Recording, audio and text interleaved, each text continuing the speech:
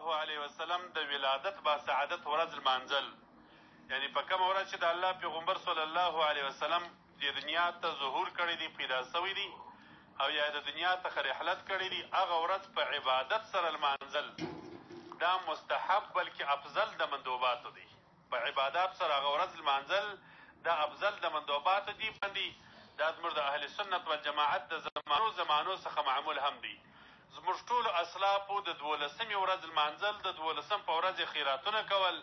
اوس هم زموږ مشران علماء کرام زموږ اسلافو او د اوس زمانې علما د 12مې ورځ په عباداتو سره، په جلسې سره، په تلاوت د قرآن سره، په تقریرو سره، په خیراتو سره لمانځي. د 12مې ورځ په عباداتو باندې لمانځل دا د اهل سنت والجماعت د احنافو په نیز باندې مستحب ده. د مولوي صمد اخندزاده د زامنانو د سهیل خان شراني په نیز باندې دا کار بدعت او ناروا دی.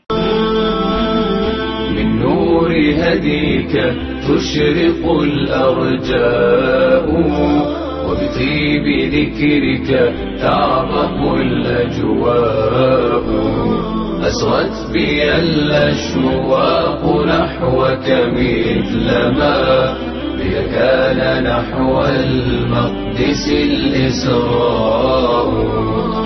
زب صرف د مفتی شفیع رحمه الله د معرف القرآن تحقیق در ترا نقل کوم. دا تحقیق د الیوم اکملت لکم دینکم په تفسیر کې کړی دی. امید دی چې ستاسو د سوال جواب به پکې راشي. د مفتی شفیع صاحب رحمت الله علیه د تفسیر خلاصه دا ده چې شرعي عیدونه یعنې شرعي اخترونه صرف دوه دي. اول عید الفطر چې موږ ورته وړوکی اختر وایو، دویم عید الاضحی چې موږ ورته لوی اختر وایو. په بعضو آثارو کې چې بعضو نورو ورځو ته عید ویلی شوی دی نو د هغې نه لغوي عید مراد دی، یعنې د خوشحالۍ ورځ. لکه د حضرت عمر رضی الله عنه د اثر نه معلومیږي چې د جمعې ورځ عید دی، دارنګې د عرفې ورځ عید دی، نو د هغې نه لغوي عید مراد دی. مفتی شفیع رحمه الله د اسلامي مزاج او د بېدینو د مزاج فرق ذکر کړی دی چې د نورو دینونو والا شخص پرستی او شخصیت پرستی کوي. په نورو دینونو کې غټ او کامل خلک کم تیر شوي دي او د هغوی کارنامې هم ډېرې لږې او محدودې دوه درې وي، لهذا محدودې ورځې هغوی لمانځي. نو کله د خپلو مشرانو د پیدایش ورځې لمانځي او کله د یو بادشاه د تخت نشینۍ ورځې لمانځي او کله د ښارونو د فتحې او د ازادیو ورځې لمانځي. د خلکو په شخصي حالاتو جشنونه جوړوي، نو مقصود د خاصو خلکو حوصله افزایی وي، همدې ته شخص پرستی وایي. لیکن اسلام د شخص پرستی قایل نه دی. که په اسلام کې د کاملو اشخاصو د پیدایشونو د وفاتونو د ورځو لمانځل شروع شي نو په اسلام کې کامل اشخاص ډېر زیات دي. نو بیا به اول د 1,40,000 کم او زیاتو انبیاو د ولادت ورځې لمانځلې کېږي. همدارنګه به بیا د 1,20,000 نه د زیاتو صحابو د ولادت ورځې لمانځلې کېږي. همدارنګه د دوی د حیرانوونکو کارنامو یو اوږد فهرست دی، د هغوی ورځې به لمانځلې کېږي.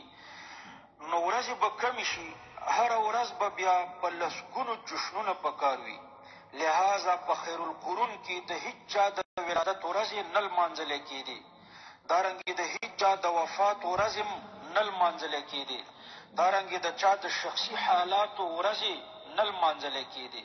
د اسلامي مزاج مطابق په اسلام کې د اصولو او د قواعدو یادګارونه دي، یعنی په اسلام کې د مرګونو د پیدایشونو په ځای د عباداتو د اعمالو ورځې لمانځلې کېږي. نو دا دوه اختره دي. وړوکې اختره دا د عظیمو عبادتونو په خوشحالۍ کې لمانځلې کېږي چې روژه او حج دی، یعنی وړوکې اختر د رمضان المبارک اختتام او د حج د میاشتو د شروع کېدلو په خوشحالۍ کې لمانځل کېږي. روژه او حج عظیم عبادتونه دي. همدارنګه لوی اختر د حج نه د فارغېدلو په خوشحالۍ کې لمانځلې کېږي. ګورې ورونو، دا تحقیق مې د معرف القرآن په حواله ذکر نقل کړو چې زموږ د بعضې ورونو نه په غیر شعوري طریقه د اهل بدعتو حمایت کېږي او داسې تحقیقونه چې دا ما درته ذکر کړه دا ورته خوند نه ورکوي، په موږ اعتراضات کوي، بلکې کله خو په جذبه کې مختلفې ټاپې هم لګوي.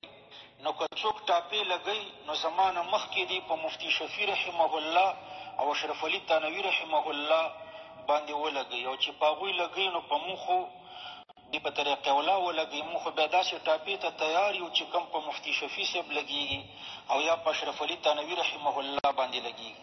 بعضې ورونه وایي چې د هرې علاقې مزاج بدل وي، نو یو تحقیق د هندوستان یا د پنجاب په مزاج ورحمل کی، او یو تحقیق بیا د خیبر پښتونخوا او د افغانستان او د بلوچستان د خلکو په مزاج ورحمل کی.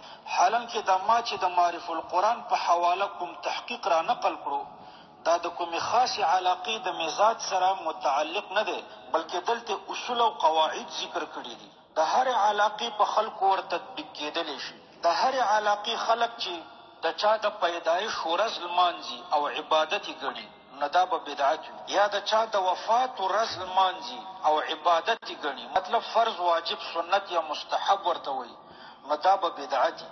او که یو رواج یې ګڼي لکه افغانستان کې 28 د اسد لمانځلی کېږي، پاکستان کې 14 د اګست لمانځلی کېږي، خو فرض واجب سنت یا مستحب ورته څوک نه وایي، عبادت یې نه ګڼي بلکې رواج یې ګڼي، نو د رواج مطابق بیا چې شرعي لمانځل نه وي نو هغې ته بیا بدعت نشي ویلی. تشکر، مننه.